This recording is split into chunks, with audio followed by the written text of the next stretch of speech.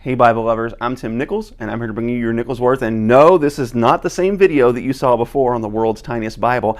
I actually found the current tiniest Bible in print.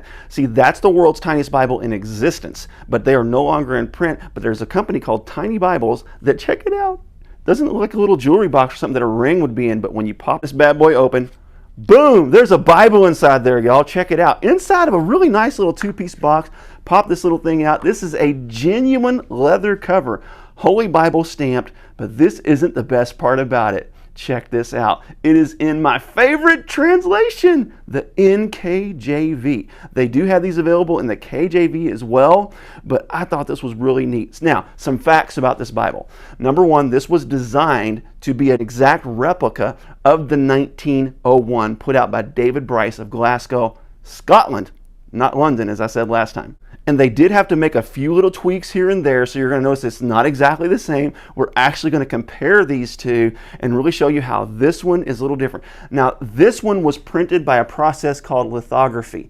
So they took the image and it started off large and they made it small, and that's why these letters look a little pixelated sometimes. And the only reason this one lays flat is, as you can tell, it's absolutely worn out. The binding is all busted. This thing is over 100 years old. But now check this out. You're going to notice a difference. Number one, this one is just a little bit larger. This one's just barely over 2 inches tall and just under 2 inches wide. And you'll see this one's a little bit thinner. That's because this is that old school India paper that you can't get anymore because the process of making it was supposedly causing cancer. So they had to stop producing this paper. This one's going to be a little thicker because this has a 30 GSM paper. Look at that, y'all. Red accents. Look at those wide margins. And somebody asked me, why do they have to have those wide margins? So I asked, and they answered the question for me. This is a 5mm margin, and that is the minimum margin for error for any printer. They contacted Royal Youngblood, they contacted R.R. Donnelley in China. Several printers told them that 0.5mm is the minimum.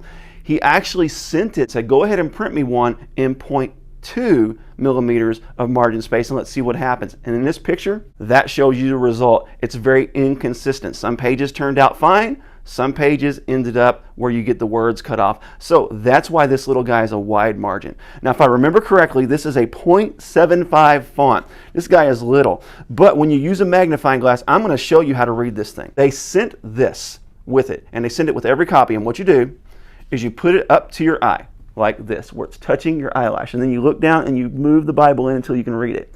And like right now is to the point where I can see it. And this is Psalm 83:5. And it says, and sometimes you got to adjust it, for they have consulted together with one consent. They formed a confederacy against you, the tents of Edom and the Ishmaelites. So you get the idea that I'm actually able to read this thing. But what I prefer to do is take this one.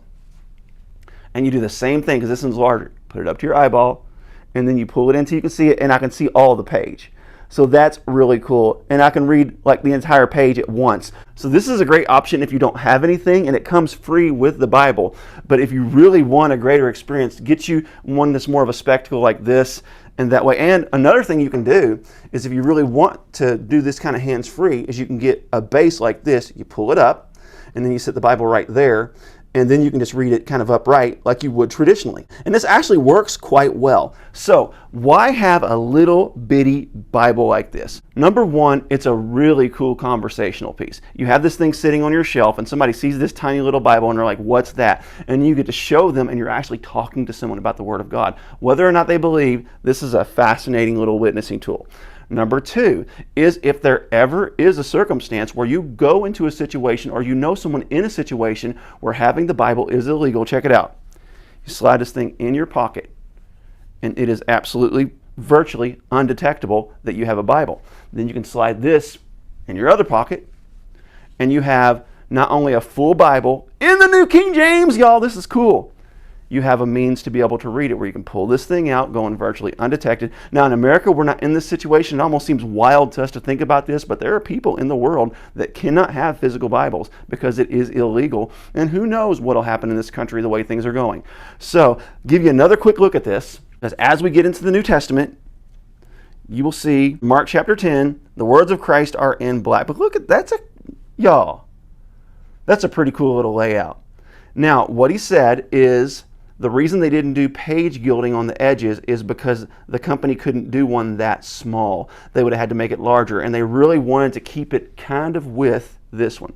So now I'm going to do one more thing. I'm going to show you these side by side. Go ahead and open this up. This is in Isaiah. This is Isaiah. Look how well laid out that is. Now, the guy that produces this, Martin Chamberlain, claims if you have young eyes, you can actually read this with the naked eye. I am 50 years old, and I can't even read I can't even tell what book this is. I can read the chapter numbers, but I absolutely love this thing. Now, when you get to the end of the Bible, there's no concordance, no maps, which it would have been kind of useless, but I gotta admit, it'd been kind of cool to have some itty bitty maps in here. So if you want a world's smallest Bible in print, then you can buy them right now from the website. Also, this guy does rebinds, y'all. If you want to check out some of his rebinds, he's got some pretty nice looking rebinds on his website. Check those out as well. God bless you. Keep calm. Jesus on. This is your Nicholas Worth.